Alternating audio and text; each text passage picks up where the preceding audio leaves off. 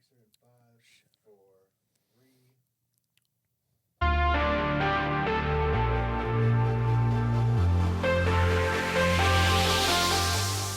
3. Welcome to the SaveOne podcast, where we share testimonials of overcoming inner turmoil and tackle the tough topic of common mental health struggles. Our goal is to create a community of believers who support each other through camaraderie, understanding, and love by revealing the secrets we so frequently try to hide from others. You are never alone.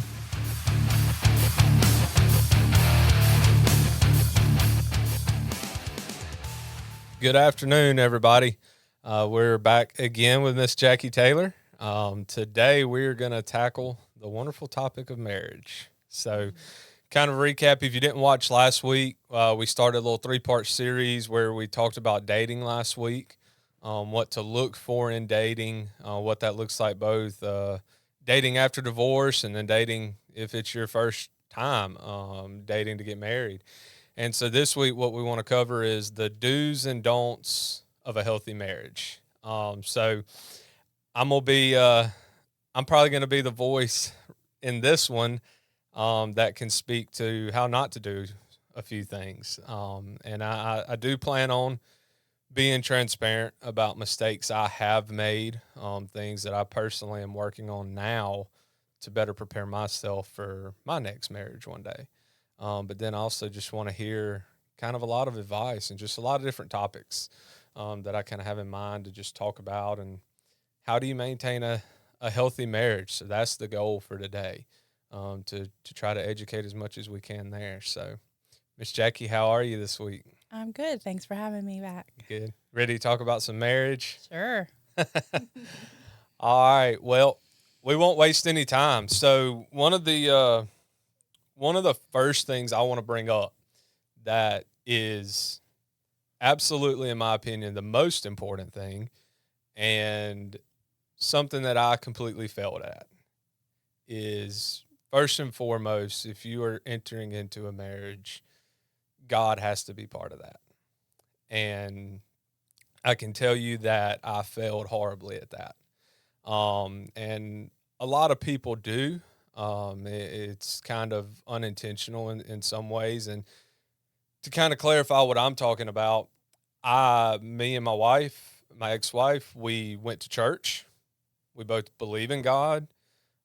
We did a lot of things right. We're good people, all this stuff.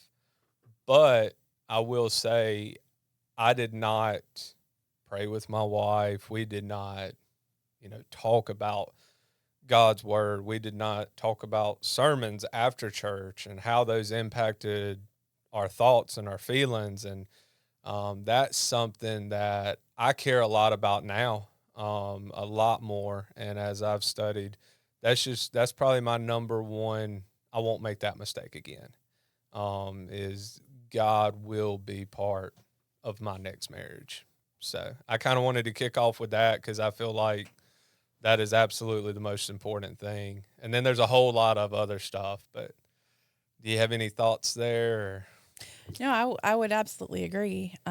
We all have to have some concept of a higher power in our life. If we don't, then we become our own higher power, and that does not usually work very well.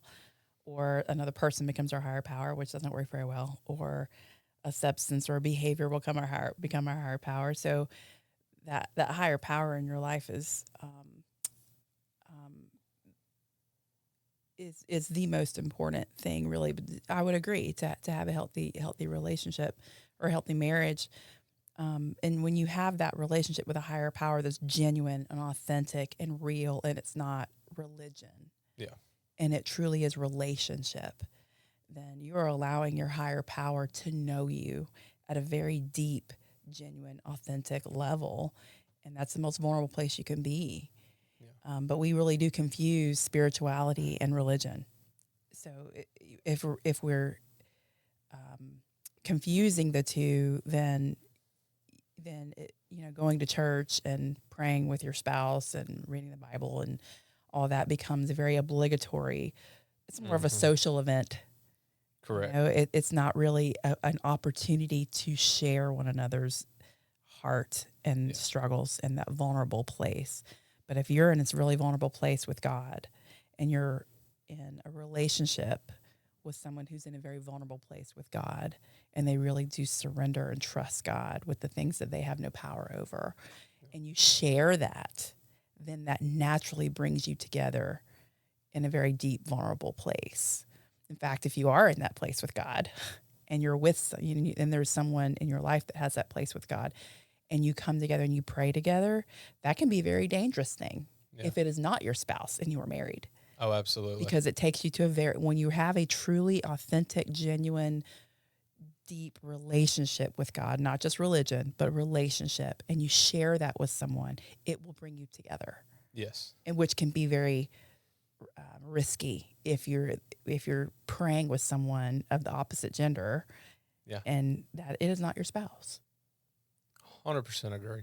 We'll probably hit on some of that stuff next week when we talk about how do you end up in a divorce, and that's a great one. And you're right. The one thing I love is I've heard a lot of sermons and different people talk about, the ideal thing is you have a man and a woman and you have God at the center. And if you're both seeking God and you're both looking up to him, you're going to come together. And that really is, I can't say I've experienced it, but I can say I look forward to it because, like you talk about the vulnerability side too. And one of the things I've learned through months of therapy and visiting with different people and my men's groups that I'm in and all that is a closer relationship with God makes me more comfortable being vulnerable because I don't care what you think. I know how I'm viewed through him, and that's all that matters. Mm-hmm. And so I can totally see how now, like things I used to wouldn't have talked about, and we're definitely going to bring up communication in a minute, out of fear to not want to talk about that stuff, now I can see myself being much more comfortable because I know who I am and I know what I am to God. And also just the strength that comes, like you said, but also like you're saying, that intimacy, that connection, and that's what God meant it to be. And so, everything that I view marriage on now and what my goal of achieving is exactly what God talks about in the Bible. Mm-hmm. And that's really what I'm wanting to structure my next relationship around. Right. And what God talks about in the Bible will also help you align your values. Yep. And if you are with someone whose value system is not God's value system and yours is, there is going to be a problem in your marriage because and that's the fundamental, when we have, conflict in marriage, what often boils down to is commitment. Yeah. Commitment is a willingness to sacrifice your personal comfort for someone or something that is more valuable than your personal comfort. So that begs the question, what is more valuable than your personal comfort? What do you value? And when your value systems are not in line with what God says your value system should be, there's going to be a problem in your marriage. And that often is the case. And God says, I'm first. Yeah. I am first. In fact, and there is even scripture in the New Testament with, when Paul is talking about it's better to just not even be married. Why? Because the temptation to make your spouse your higher power is so great. Mm-hmm. And it becomes a problem when your spouse is sitting in the place of God, then that's not a good thing because your spouse isn't God. And they're going to let you down. And they're going to let you down. Yep. And they're going to be wrong. And they're going to make mistakes. Yeah. So, and we have to be willing to confront that. But if I need you to be my God so badly that I can't confront you, then that's a setup for disaster. It's codependency. Yeah. It's depending on your spouse as your higher power instead of God. Yeah. So it's marriages, the value system has to start with what is God's value system, and that is where you find agreement. And we often find too late that, my value system really is my children first, or money and work first, or alcohol and drugs first. or we always say, we stand at the altar and we say these promises, Yeah. till death do us part, forsaking all others. Really, Yeah. And then when we come to marriage counseling and you start peeling back the layers, and you start to realize their value systems aren't what you said at the altar. Correct. And that's something that for me, it really kind of makes me sick in general where the world is right now when it comes to marriage.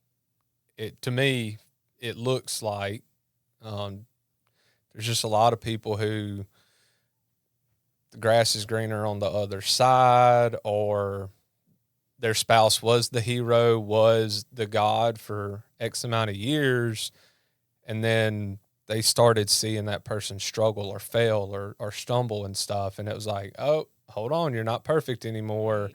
I'm going to go find this other perfect person. Mm-hmm. To me, that's everybody I know that gets divorces is I can go find something better. Mm-hmm. And that's, sometimes there are cases where you needed to do that. But I just feel like we live in it's almost like marriage is just a little bit more than dating. Right, if that. Right. And that's what I was going to say is I think a lot of people approach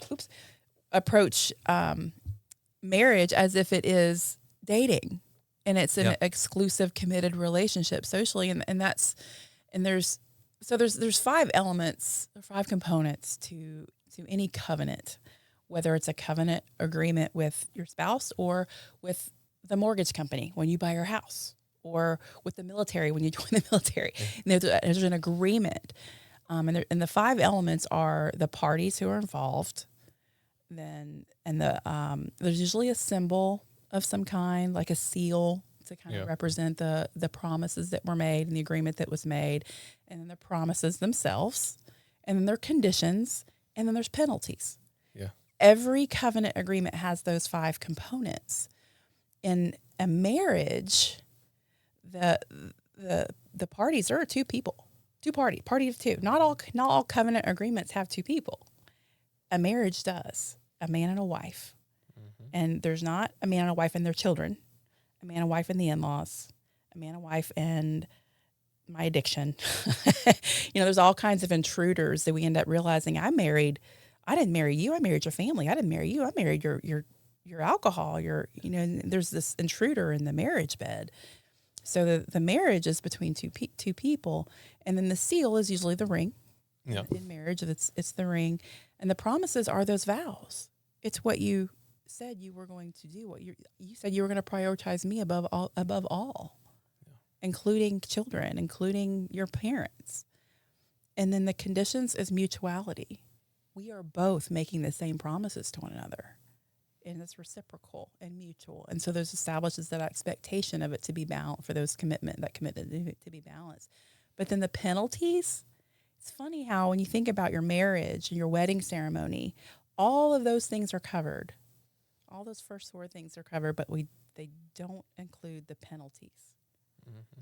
The penalty of breaking those promises, which is it's sad to me. And if I had it to do over again, I'd have a conversation with the pastor about that 5th element. It's about the accountability. And when you get married, that those vows are witnessed by God, by peers, and by an official that makes it a legally binding contract. So that's what's different between a marriage and just dating, where there's a formal ceremony maybe, or maybe there's a spiritual promise, but it's not witnessed. It's witnessed by God maybe, but it's not witnessed by your peers, and it's certainly not witnessed by an official. It makes it a legally binding contract. And you saying that, it makes me think about something. There's a guy I follow on different social media platforms. I think he's under NYC divorce lawyer or something like that. Like, he's one of the largest divorce lawyers in the nation. And he was actually bringing that up the other day about how it's so easy to get married. So easy to get married, enter into marriage. There, yes, some people do marriage counseling, but a lot of people don't. You can literally meet somebody and get married this afternoon. But to get divorced, when you break the penalties, it's a very long, very painful, very traumatic event for you, the spouse, all their family, your family, everybody. And so he had a great point. It's like, that is the biggest decision of your life that you'll ever make, and he was comparing it to what goes into buying a house, what goes into buying a vehicle, what goes into all these other things, the amount of time people spend deciding on careers and different stuff, but then just hop right into a marriage. And, he was citing it as, the second you say those vows, from an attorney standpoint, all the rights that you're giving up in that moment to that person.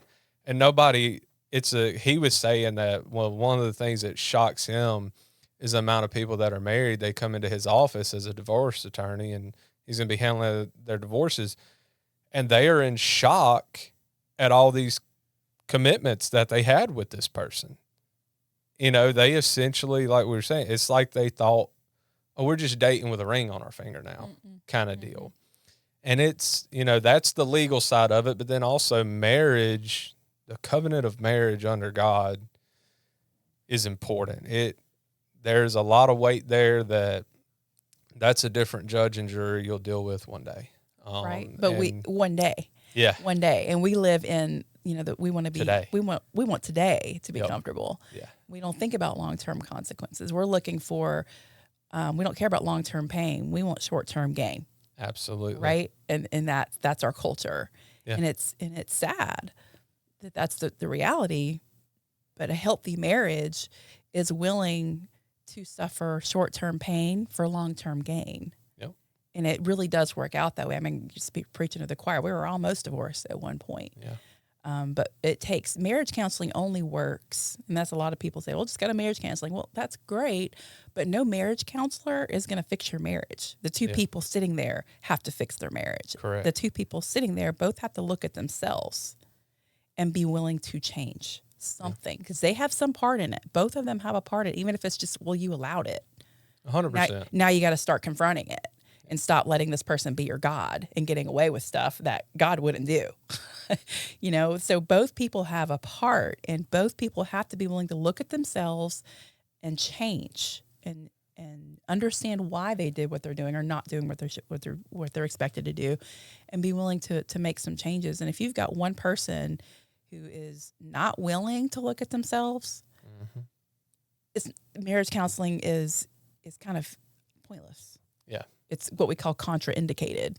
It's really kind of pointless because then you've got a one person who wants the other person to change, and they're both trying to recruit the therapist to make the other person change. So I was going to say that in my experience, we didn't do any marriage counseling. Went to one, and that was it. But my personal experience through individual counseling over the last 9-10 months, I can say, and I think you'll agree to this, a couple who's talking about going to marriage counseling, if you're going to marriage counseling to essentially hope that person's going to point at your spouse and say, you did this wrong, and she's right or he's right, don't even waste time going, because that's not what's going to happen. It's not what should happen. Yeah. It's not what should happen. And I've got, clients that, there really is clearly one person has done some things that was not right. Yeah. Very clearly, especially when you're looking at addictions or affairs, things like that. And then you've got the offended party, is what I call the offended party, who is just angry and wanting the other person to own it and change it. And clearly it'd be easy for a therapist to sit there and play judge. Yeah. And I will confront the behavior that wasn't okay and try to help them see that their part in it is, what's obvious. But what's not obvious is when I look at the other person who's the offended party and I say, you allowed this. You've been allowing this. You knew this before you got married. Yep. Why? Why did you marry someone that you knew was like this before you got married? What is your part in this? You settled. Yep. You compromised your own value system. Because why? So I'm going to look at both and help both people look at their part in it. But it's harder to see your part in it when you didn't break any rules. You just didn't confront what should have been confronted. Yeah, that makes complete sense. So kind of want to dive into some practical stuff.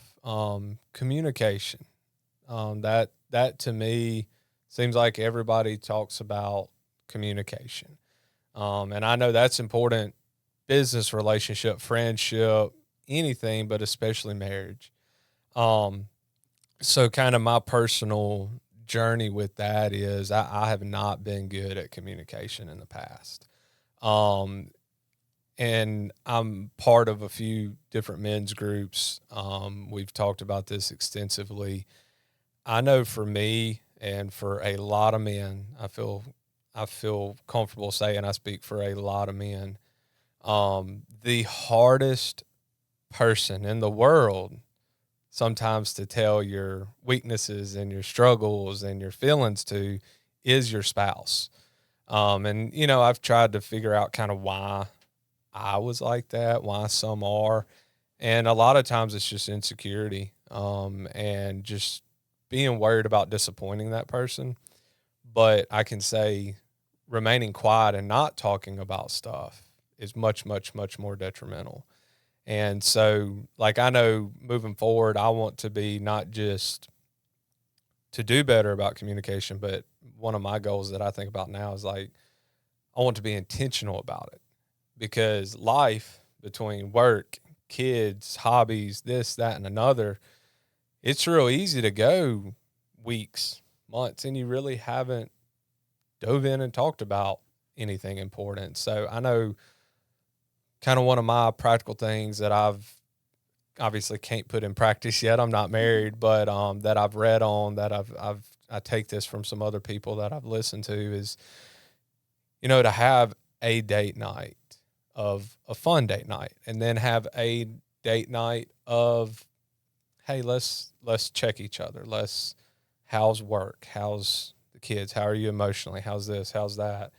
And be intentional about it. Make time for it. That's something I will say I failed at in the past. Kind of communication wise, how important, what are some practical, what's your advice there? People who are struggling with communication, or who are in my situation where they're essentially trying to prepare themselves and teach themselves for the future. Yeah. What do you have there? Well, communication is definitely, everybody thinks, or we just can't communicate. And while that may be true, oftentimes what we find is not the communication, it's the ability to hear and receive what's being communicated. Yep. And the fear of, well, if I'm honest, they're going to get angry. If I'm honest, they're going to leave. They're going to withdraw. There's going to be some sort of penalty if I'm honest. So really, what that tells you, what that might be telling you, is how safe is this person? Yeah. Because really, if you want to know how safe this person is to trust, if you want to know how safe this person is to give your heart to, you kind of have to take that chance and see what they do with it, and discern whether or not this person is safe based on what they do with it. So if I'm honest with you about, how I'm feeling a little afraid, or I'm feeling a little guilty, or I'm feeling, a little rejected right now, or I'm feeling, I'm honest with you. I'm giving you my truth about what I'm feeling. What do you do with that? Do you get angry? Do you get defensive? Do you blame shift? Do you, what do you do? Or do you own it? Yeah. I'm so sorry. I feel so, I feel so bad that I caused that. Or what do you do? Or do you, well, they said, or she did, or you did. Are they cross blaming, blaming someone else? What do they do with your truth when you give it to them? And if they don't receive it well, whether you're aware of it or not, that creates a fear now of being honest going forward. Yeah. So what do? We just don't be honest. Rather than confront it, and accept that, this might not be a safe person to trust. Or even say, I shared this with you and it was important to me and it was very vulnerable. And when you responded this way, I was really surprised, but I don't know if I can continue a relationship with someone that I can't be honest with and be vulnerable with, and then see what they do with it, with your honesty. Because you're getting closer to leaving this relationship. So we're not honest because we're afraid of the response and so if you're able to be honest and vulnerable in a men's group, if you're able to be honest and vulnerable with some people, but not the person that you're with, that makes me wonder if there's a trust issue with the person you're with. 100%. Because you're being honest with someone, so you're not lying to yourself. But you're lying to a person. So how much do you really trust this person? And just because you're married to this person, or just because you've known this person for 10 years, doesn't necessarily mean they're trustworthy. Yeah. Just means you've known them for a long time. That just means there's a covenant agreement that's legally binding. Exactly. Doesn't mean that this is someone that really is trustworthy, but we don't recognize that before we get married. Yeah. But when you get married, hopefully that's already been tested. That I've learned that I can be vulnerable and that I can confront things, and that you'll own it when I confront you, and that when I'm vulnerable with you, you'll be vulnerable back with me. And it'll be balanced. Yeah, and I can say that really ties back into what we were talking about last week and I think that's why myself, many others, my age, divorce and stuff like that, you're much more intentional in this dating world because you've learned, like, holy shit, I just spent 10 years with this person and I'm scared to talk to them. Right. And we don't want to say, I don't trust you. Yeah. And it's we're lying to ourselves. How did we get here kind of thing? And then the hardest thing is it's like, okay, well, I'm going to open up now. Well, that's really hard when you haven't been for all these years, or you're afraid. I mean, that's what mine was. It was fear. It was fear of a lot of different things, but so that's why I didn't want to open up. Was that fear though based on, or that fear created by experiences with this one person, or is that fear based on experiences with past relationships or parents or who, and the only way to really know is to test it. Yep. Test that person, be vulnerable, take that risk and see what happens. Yeah. And Brene Brown calls trust, she kind of talks about the marble jar, the marble jar of trust. Yep. And she did research on what is that trust? What is that marble jar of trust? What are the marbles? What are those marbles? But trust is built in tiny, tiny little moments. Yeah. Those tiny little moments of vulnerability, of just feeling down. And you're seeing if your spouse even recognizes it, or even, I just had a really bad day. How do they handle that? Do they stop what they're doing, put their computer away, give them your full attention, tell me about it? Yeah. That's a moment of trust building right there. That builds trust. It's just little tiny things like that build trust, but you don't know if you don't test it. So test it. And here's the hard part though. We lie to ourselves. We lie to ourselves that I trust this person. And I see it all the time. And you complain about, wanting to change your spouse, change my spouse, my spouse, complain. So what do you love about this person? Well, she's a good person. Okay? Because that's not what you just described to me. Yeah. So you're lying to yourself that trust is there when it really has not been there for probably the whole marriage. We just think that trust will happen on its own if we get married. Yeah, I agree 100%. And yeah, I could say more, but I've learned a lot of lessons in the communication side. And one of the other things that, advice for people out there that I think about a lot of times is getting to know that person, like you just said, to where when they're having that down day, or, understanding men and women are very, very, very different. I know for me, and especially God help you if you married a fireman or a cop, we want to solve every problem in the world. So I know I heard that multiple times, is I don't need you to solve it. I need you to listen. And it's like, I can only listen so long, and then I got to start getting an action plan together. I got to start putting the fire out, tackling the issue. And that, I think that's most men. I think we're innately, well, in today's world, actually not. That's a whole nother topic. There's a bunch of younger guys that don't have that in them, but we want to be the rescuer. We want to solve the problem. We want to take action. And, you know, women, sometimes they just need somebody to listen to them. Mm-hmm. And so I know that's an area that I've tried to work on a lot, is listening more. And I've read a few books, and it talks about, you know, listening is not natural. It takes work to listen to somebody, and to truly, because most of the time when we're listening, we're thinking about how we're going to respond second by second. So you're never really absorbing what they're saying. And so know that person. I know that's a big goal of mine. I mean, I'll say that in the dating setting that I'm in now, you know, I've even been as intentional in situations to say, you know, hey,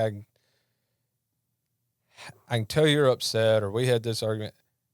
What do you need from me? Like, when you're upset, what do you need?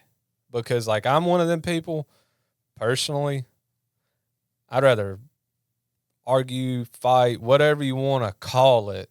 I do not want to go to bed mad. I can't stand it. I'm not somebody that puts it off to the next day. There's people out there who need a couple days to just chill and do all their processing and overthinking. I'm just very big on, like, I'm worried I'm gonna go to sleep and something's gonna happen and not get to apologize. So one of us is gonna die in our sleep. I've told you I have an obsession with time, and that's one of my things. Is like, I'm so worried that, you know, something's gonna happen, or, you know, God forbid, drive to work and something happens. So for me, I know that's something I'm trying to really be conscious of, is that I've learned from my past, is everybody's not like me. Yeah. And that's okay. Yeah. But it's also not good to guess at what they are. Right. You know, just ask, hey, what do you need from me? Right. Yeah. So, and that's important, that, you know, listening is something we all have to do. We also have, but we all have different personalities. Yeah. You know, and I know you're an Enneagram 8. So am I. I get you. Yeah. Enneagram 8s typically show up in relationship wanting to fix and rescue and help. Yeah. That's just how we show up. That's part of our nature, which is not a bad thing. But when those problem solving, that's your gift. You know, you're a doer, and we're going to do something. I'm going to fix this. I'm going to do. That's your gift, is you are reliable. You are reliable. But when that gift becomes an extreme, and it doesn't allow you to connect with other people, then that same gift can kind of become a curse. You know, it can kind of sabotage your relationships. But every personality style has a gift that in its extreme becomes unhealthy and self-sabotaging. Yep. So it's really important to know yourself and know who you're compatible with and who you're not. And no matter who you're with, though, if both people are willing to look at themselves and understand their personality style, and how am I showing up in relationship? What does my natural gift in an extreme look like? And when do I throttle that back? Or, you know, what is my core fear that's going to trigger my natural gift to become extreme? You know, understanding yourself is so important when you have two people who are willing to look at their own tendencies, especially in conflict. Oh, okay, so this is what was stressing me out. This is what I was really wanting or afraid of, and that caused this part of me to become very extreme. And the other person's willing to do the same, and look at themselves. Then we can hopefully find an agreement, or some, you know, happy balance where both people can change a little bit. But your tendency is going to be to fix and rescue. So your challenge is going to be throttling that back and being more just validating and compassionate and curious and understanding and listening. That's going to be your challenge as an Enneagram 8. But as an Enneagram 8, you're going to have a limited tolerance for that for so long. Yeah. You're not going to be someone that can that's just what we're going to do every day about the same thing. Yeah. That's just never going to be you. So accept that and recognize when you're with someone who has an expectation of you doing those things every day about the same thing, and not really wanting to change anything or be challenged about it. Yeah. Oh yeah. And it's funny, one of the things, everything you're saying spot on. I'm laughing about just everything in my head, because that's spot on. And what I've had to do, what I've been working on doing, is I know my strength in that. And like, I know, especially going through therapy and learning a lot more about myself, I know my natural tendency. So when I talk about putting in the work and working on yourself, everything I try and do right now is focus on working toward my weakness, strengthening that weakness. So, and that comes from books, sermons, therapy, discussions, stuff like that, of how do I be more patient, more understanding? How do I listen better? How do I communicate better? Because, the easiest thing for me is say, hey, we need to knock that wall down. All right, get out of the way. Right. Like, give me a few minutes, and we're gonna have made some serious progress. A little impulsive. With this microphone stand. Right. If it's the only tool I got. And so, or you come to me, so and so did this, said that to me, I'll be like, okay, cool, where they at? Yeah, right. Like, let me go take care of them. And instead, that's not always the best reaction. Right. And so what I do now is I work on myself to better that weak area. Right. And other people, maybe their strong suit is meek, mild, super understanding, can sit there and listen all day long. Yeah. If I were them, I would focus on getting a little more comfortable with taking action. What you're talking about is the stages of change, really. Yeah. And you're not going to have a very high tolerance for someone who is in that pre-contemplative stage of change, where they really aren't aware of anything they need to do differently, kind of in denial. And there's a balance, validating and listening and understanding and empathizing and all of that is critical for connection. It really is critical for connection. But if there's change that needs to happen and that's never addressed, then we move into enabling. Mm-hmm. So I want to support you and encourage you and validate you and empathize. But I also see your part in it. And I also see what you could do differently to make your life a little easier. Yeah. Are you interested in that? And if no, I just want you to listen. Okay. I have to decide now if I'm willing to have if I'm willing to have that kind of relationship. Yep.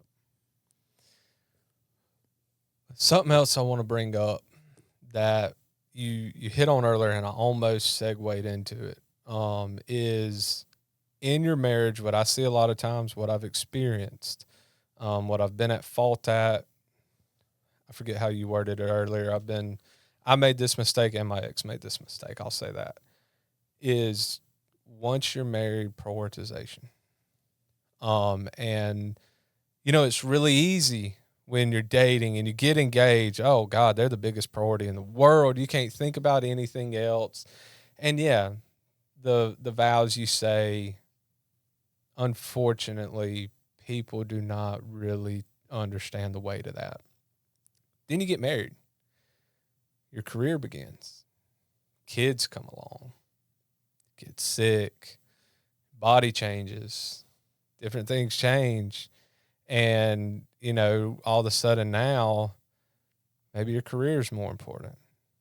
Now you have kids and you want to be a great mom or you want to be a great dad, but now all your energy is going into the kids and your spouse is getting nothing over here.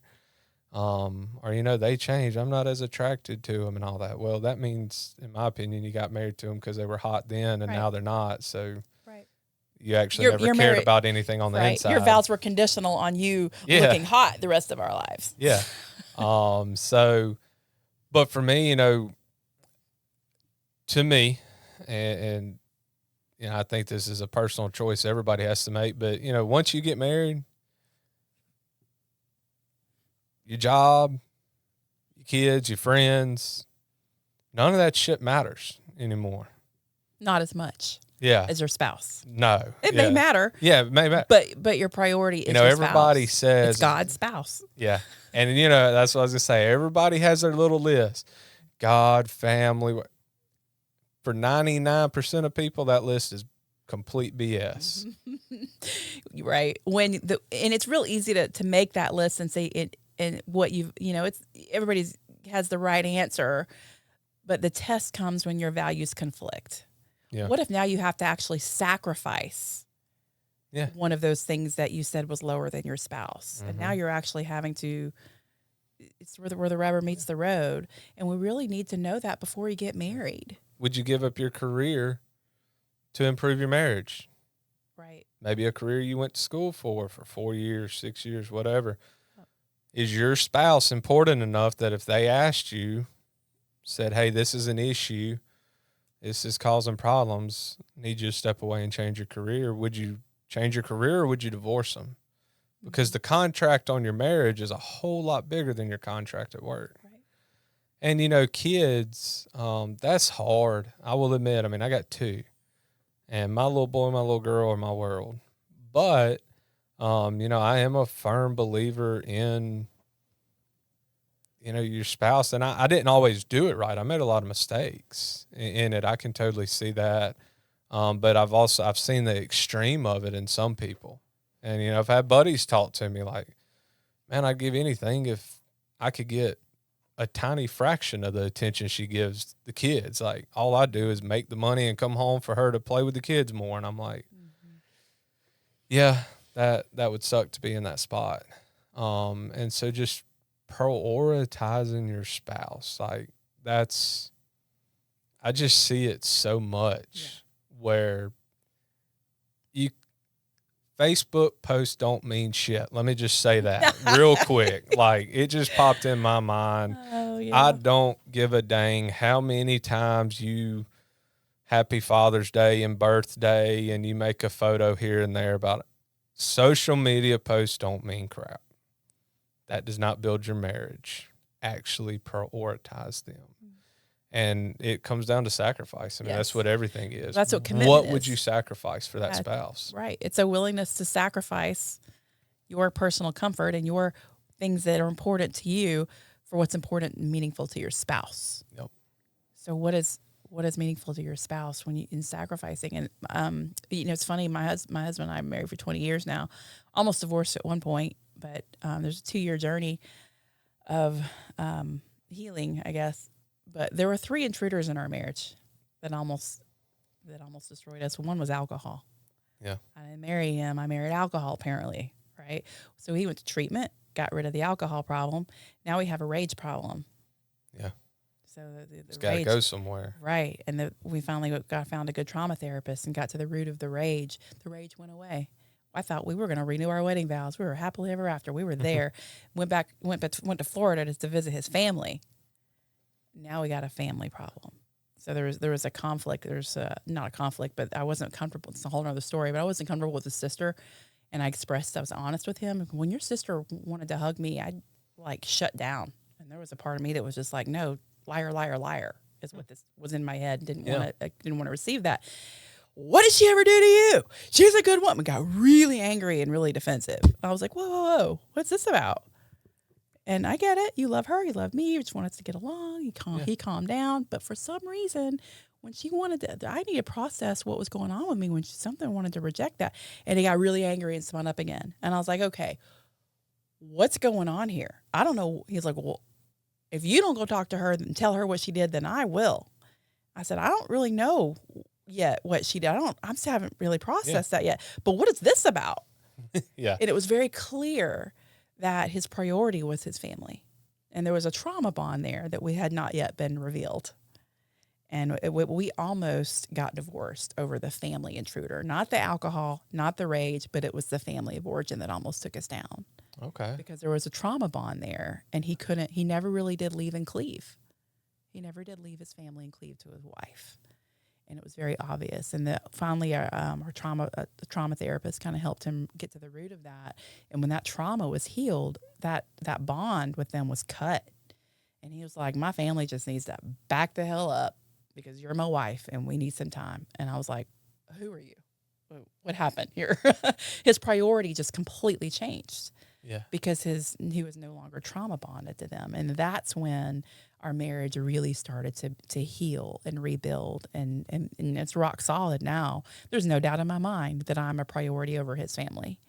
There's no doubt in my kids' minds that the two of us, that he and I, are priority over them. Yeah. They know that because they know that our job is to put ourselves out of a job, and they're going to leave and cleave to their spouse. And who do we have? My husband and I are all we have left. Let me ask you something. How far into y'all's marriage did that occur? So it happened in 2013. So 10 years in. 10 years in. 10 years in. And what happened was I was Enneagram 8, super controlling, super fixing. You know, I spent 10 years trying to fix him and trying to control and fix and manage him. Of course, that never works. He was trying to control and fix and manage alcohol. Of course, that never works. So it just become more and more toxic. And then finally, in 2013, I landed in a therapist's office on the verge of an anxiety breakdown. And she said, you need to go to this treatment center or to go to this outpatient program. So I went to an intensive outpatient program for 12 weeks. Learned about this thing called boundaries that I didn't think I could have. Yeah. Learned about this thing called trauma I didn't think I had.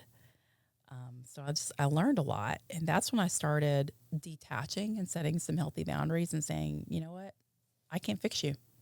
And I really, really did begin to look at God and ask God to fix him. But I removed myself from the God seat.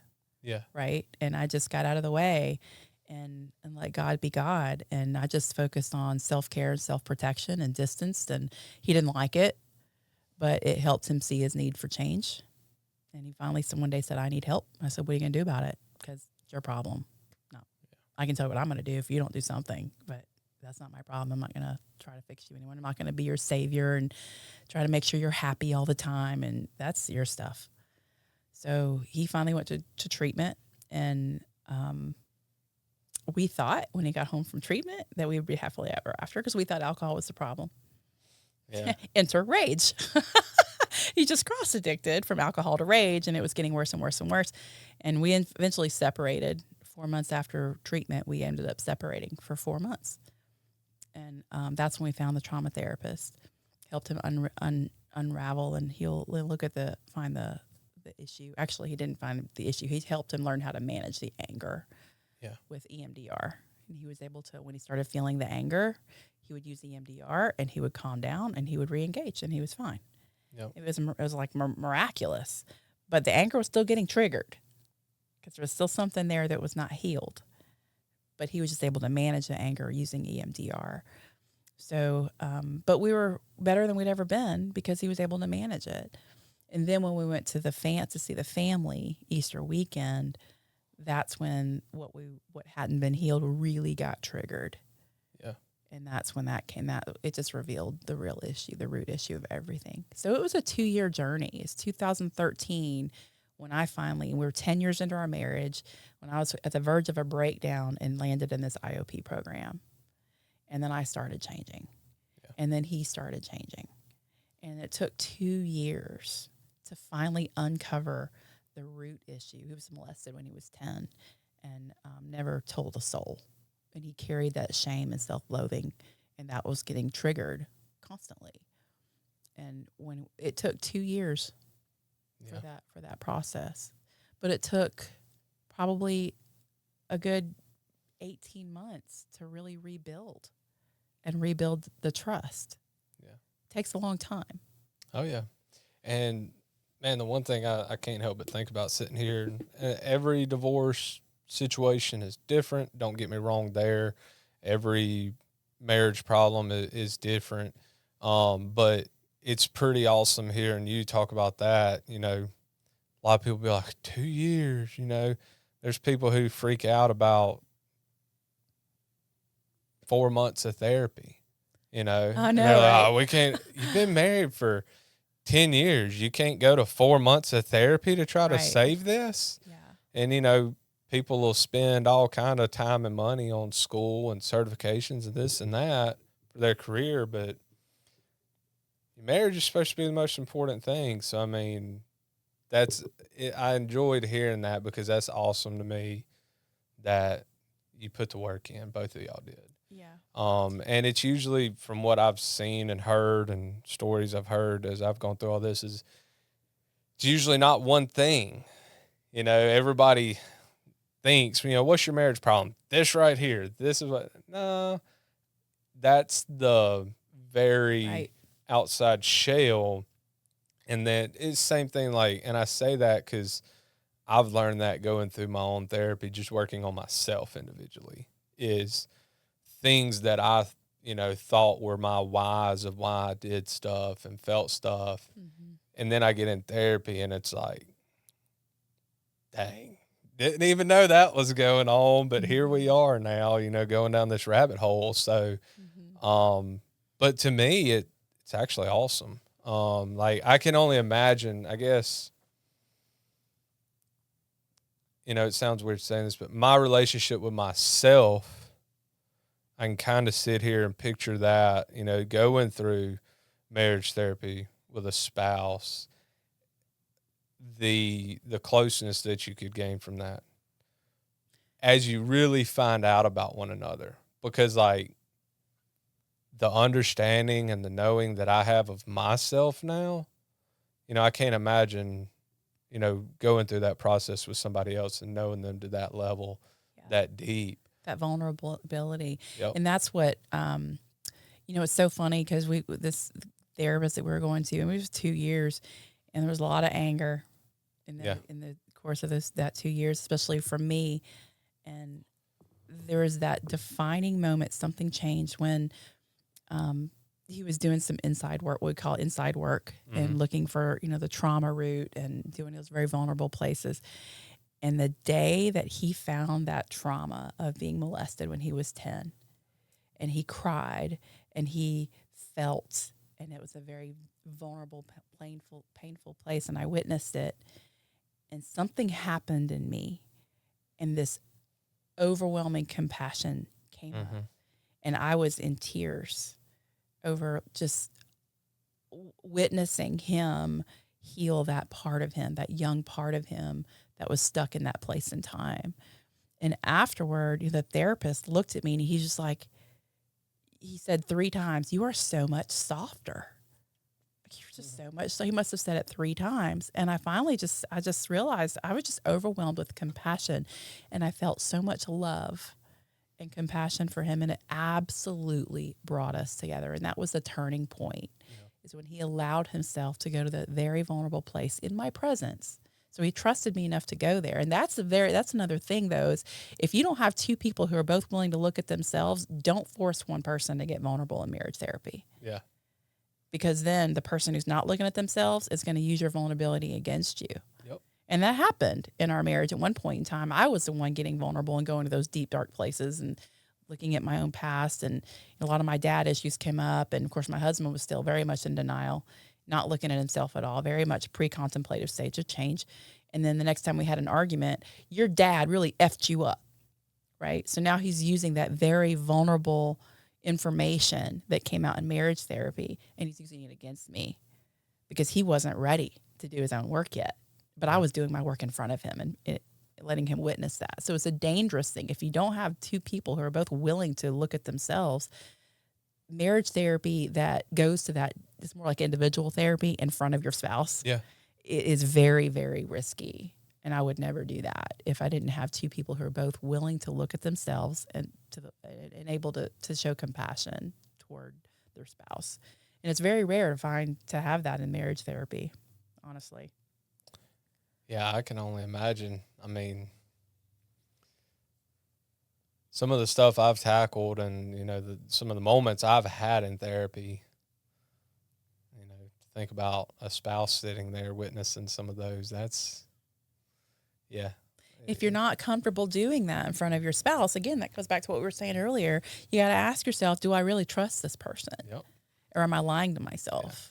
Yeah. So I'm sharing it with a therapist, and I'm sharing it with my men's group, and I'm sharing it with my best friends, or my parents or whatever, whoever. Yeah. I'm sharing it, but not with my spouse. Yeah. Why do you not trust your spouse Yep. to be that vulnerable in front of them? And is there history there of you have been vulnerable and it blew up in your face? Yeah. And there was some sort of retribution? Because we need to repair that, and we need to confront that, and we need to be honest that I don't trust you, and here's why, and give that person an opportunity to repair that and make amends for that, or not. Yeah. While we still have some time, I want to bring up so we've talked a lot about communication. We tackled a lot about dependency and stuff like that last week that kind of ties in. What are some of the other common causes of marriage problems? I think it's usually always money, sex, Oh, kids. the five. Yeah. So there's 5 things that everyone fights about: sex, money, kids, division of household labor, and in-laws. Those are the 5 things we always fight about. I mean, it's just a given. It's gonna happen. But what those things don't cause divorce. What causes divorce is when your values are confronted, or your lack of your values that you say you're prioritizing your values, when that's challenged, when those values are challenged, or when there's trust, when trust is not there. Well, how do you know if trust is there? Well, are you owning your part? Are you taking responsibility? Are you looking at yourself? Those are trust issues. If I am not allowed to be honest with you, because when I am, you get angry, defensive, withdraw. There's all these penalties that I face if I'm honest with you. There's a trust issue. Yeah. Because love is trust plus commitment. Trust is built on boundaries, accountability, forgiveness. Trust is very complex. Commitment is a willingness to sacrifice your comfort for your spouse because they're the higher priority. So when that's challenged, when commitment is challenged, or when trust is the elements of trust are absent, like accountability and forgiveness and healthy boundaries, that's what makes marriages fall apart. It's trust or commitment. But those are both 2 very complex concepts. Yeah, because every situation I know that's failed, I mean, it comes back to that. It's either someone wasn't willing to sacrifice or trust was broke down. I mean, that's the root of... Right. And trust can be rebuilt. That's the thing, is trust can be rebuilt. And I can help a couple rebuild trust. What I can't do is help 2 individuals both be committed to one another. Yeah. That's an individual issue, and that's between you and your higher power. Yep. If you are not willing to sacrifice your personal comfort to apologize, if you're not willing to sacrifice your parents being upset with you if you say no to prioritize your spouse, then I can't help you with that. Yeah. Your willingness, nobody can help you with your willingness to be uncomfortable in another relationship except you. That's 100%, because you can't. It takes 2 to tango. Essentially, you're not gonna. Commitment will get you through anything. It got us through our stuff. It's no different than anyone who's been through extensive schooling for the career that they wanted. Nobody likes that. There's very few people who just really love going to school and studying their butts off for all these years. No, it's the commitment that you wanted to be X. Right. For me, fire academy, police academy, that's all worth that, it to you. It's a bunch of bull crap. The commitment to wanting is what I would go through the hell for. And it's just crazy in today's world where commitment to a spouse is just literally means nothing to a lot of people. And it's just so easy to give up on. Nobody can tell you when it's time to move on and give up except you. Yeah. Only you know your level of commitment. And there may be people who say, man, you just need to bail. Yeah. You know, well, your personal value commitment higher than that person does. Yeah. Or maybe you finally decide, you know what, I've waited for 2 years for this person to deal with whatever they need to deal with to fix, you know, these behaviors are not okay. And I no longer trust that they're going to do that work. Yeah. And bad on me for thinking that they were willing to do be uncomfortable in therapy to figure it out when they really weren't willing. Yeah. And that's the one thing that, you know, with my husband, I think what really helped regrow the love between us was his willingness to keep looking. Yeah. His willingness to continue going to therapy, individual therapy with a good trauma therapist who understood trauma at the root of the behaviors, and to keep looking for what was causing it. It wasn't fun. He didn't want to do that. And when he finally realized, he said it was one night on the way home from church. Of course, you know, we were in the middle of it, and he finally cried out to God and said, "What is wrong with me? What is wrong with me? Why do I keep doing these things?" And he said it was like God whispered in his ear, "What about that time you were 10?" Because he had been working for a year with our trauma therapist trying to find the root issue. And he kept thinking, and nothing happened. You know, maybe that wasn't a big deal. You know, he was looking for it for a year. But when God whispered, "What about that time you were 10?" He texted our therapist and said, "Do you think this could be this trauma root that you're looking for?" And the therapist was like, yeah. Yeah. See you tomorrow morning at 8. He said, "Come and see me Friday morning at Yeah. 8 o'clock." And that was a Wednesday night. Yep. Thursday, and I was literally finally had given up hope that he was ever going to allow God to show him what was causing the problem, what was causing all these behaviors. I had really given up hope, not on God, but I'd given up on hope that my husband would align with God and allow God to reveal to him what the problem was. I'd really given up hope. Nobody could have told me it's time to give up hope. I knew when it was time to give up hope. Mm-hmm. And I was ready. I was literally had a phone number to an attorney on the desk. We weren't speaking. He walks in, and the therapist had said, "Write down everything you remember that happened and come and process it on Friday morning at 8 o'clock." So he walks in on Thursday morning, and I'm literally sitting at the desk getting ready to call an attorney. After 2 years, I'd finally had enough. I finally got tired of waiting and hoping. And he walks in, and he lays this piece of paper down on the desk, and he says, "You probably don't care, but I'm processing this with therapist on Friday morning." And I picked it up, and it was just 2 short paragraphs describing that event. And it ended with, "I am so ashamed. I should have said no." And I couldn't believe what I just read. And I looked at him, and it was like he just handed me the newspaper. Like his brain had minimized that for so long in order to tolerate the shame. It was like he wasn't even registering how impactful that was. Mm-hmm. So I went over and I sat next to him, and I said, "Honey, this wasn't your fault. You were just a little boy." He was 10 years old. His cousin was 20. And I said, "It wasn't your fault." And he started to talk about it a little bit more. And the more he talked about it, the more I validated, empathized, reassured. And the more he started getting more and more vulnerable. He started crying. And I called a friend of mine who actually referred us to this trauma therapist to begin with, who had a lot of sexual trauma of her own. I said, "I need you like right now." So she came over to my house, and we sat there with him for 3 solid hours as he remembered and processed. And he had a full-blown panic attack. Yep. Full-blown panic attack. And he was just like, I'd never witnessed that before. Of course, I was pre-therapy years. Yeah. My friend had, fortunately, so she knew it wasn't a big deal. But he had a full-blown panic attack. And the next morning, he did not want to go to the therapist. He didn't want to go process all that again. Yeah.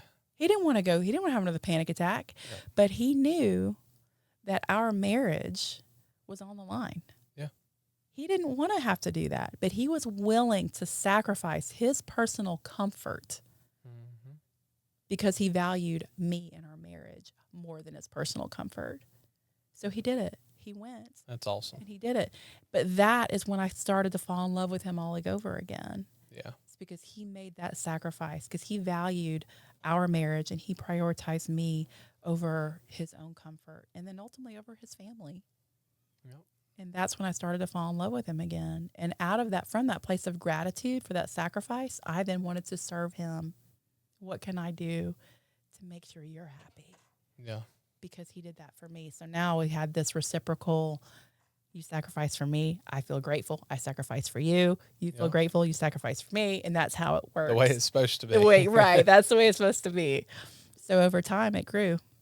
Well, you talking about that, kind of the last thing I want to end with and see what you say to it is, coming from a divorce standpoint now, I will say if your marriage comes to a point where you can't fix it and divorce is your option for whatever that reason may be, I strongly, strongly, strongly, strongly suggest as an individual, you go to therapy. Because I can promise you, you had a part in the divorce. I had a part in mine, 100%. There's going to be damage. There's going to be trauma. There's going to be pain. There's going to be insecurities. There's going to be questions. Go get help. Because if you don't, you will likely end up getting to be one of the people that walk down the aisle 2, 3, 4 times. Because if you don't go get help, all you're going to do is take whatever that thing was to the next person. You're going to repeat patterns. And the infatuation and the honeymoon stage is going to last a couple years and then boom. But also just you will know yourself so much better. I'm real big on it's not a failure as long as you learn something from it. Right. That's how I try to look at a lot of things that I've failed in my life, especially at this point, is my goal is anything I've ever failed at, anything I've ever done wrong, is to understand it right now and then use that knowledge to help other people. And, in cases such as marriage and all that, to be a better spouse one day in the future. So just, I want to stress that to people is go get help. If you've gone through a divorce, do not think that divorce and leaving that person just solved everything, because that's not going to be the case. Until you know yourself, until you work on yourself, you're only going to damage more people and you're going to damage yourself further. Yeah. You're just going to keep repeating the same pattern over and over. Yeah. So everybody knows I'm really big on therapy, mental health. That's obviously the name of the channel. It's not, and honestly, I think everybody needs to be going to do some therapy, because married, not married, super happy, pastor of a big church, I don't care what you are and how great you think you are. I promise you there's some stuff in there that everybody needs to work on. And coming from somebody who used to think medication was stupid, therapy was stupid, Used to believe all that. Oh yeah. If you couldn't, that's your typical 8 right there. If you couldn't grit your teeth and fight through it, you were weak.